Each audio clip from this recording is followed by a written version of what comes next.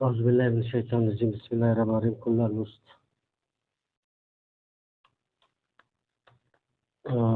गिदान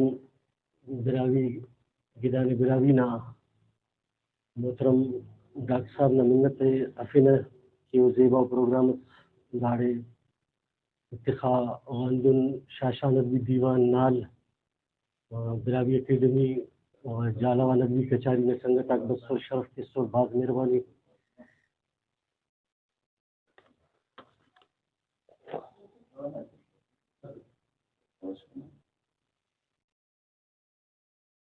खुला नुस्त थे चार बंदी थे लिखानुट की नबी ता बादशाह नना नबी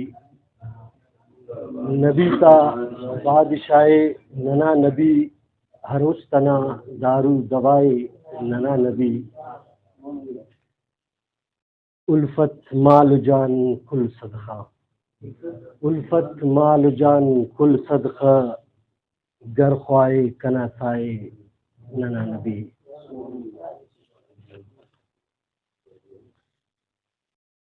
सरनुमत नाथ शरीफ से जोर साहब ना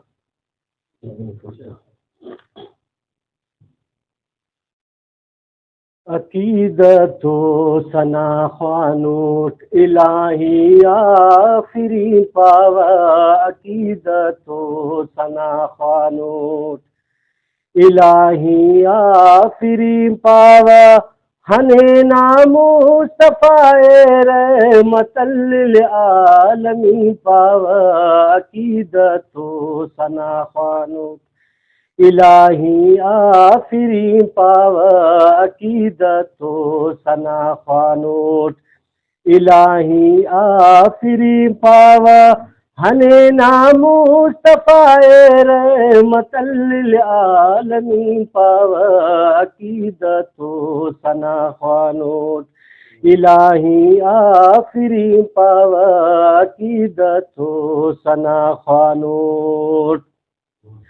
करे मेहराज असिनन जी रसेंगाला मकाने ओ करे मेहराज असिनन जी रसेंगाला मकाने ओ खुदा ना ओ हबीबे खुदा ना ओ हबीबे तो तेना ना जनीन पावा अकीदतो सना ख्वानूट इलाही आखिरी पावा अकीदतो सना ख्वानूट इलाही आखिरी पावा हने नामो सफाए रहमतल लिल आलमी पावा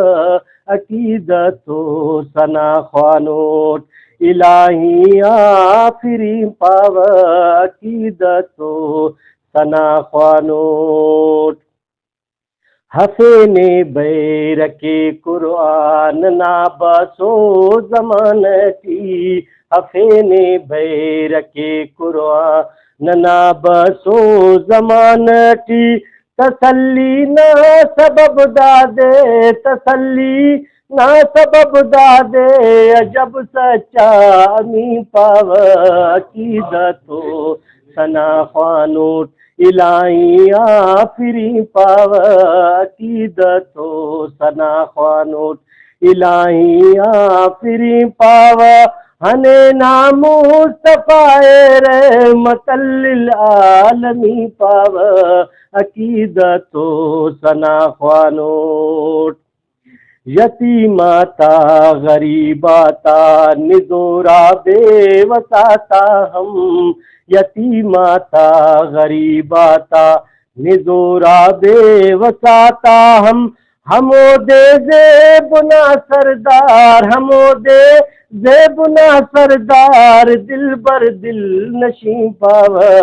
अकीदतो सना ख्वानूट इलाही आखिरी पावा अकीदतो सना ख्वानूट अरे उम्मीद जो हर बिरावई दे कयामत ना अरे उम्मीद जो हर बिरावई दे कयामत ना हलो दूटी दरो मुस्ती हलो दू दरो मुस्ती अरे पक्का यकीन पाव अकीदतो सना ख्वानोट इलाही आफरी पाव अकीदतो सना ख्वानोट इलाही आफरी पाव हने नामो सफाए रहमतल आलमी पाव अकीदतो सना ख्वानोट इलाही आफरी पाव अकीदतो सना ख्वानोट।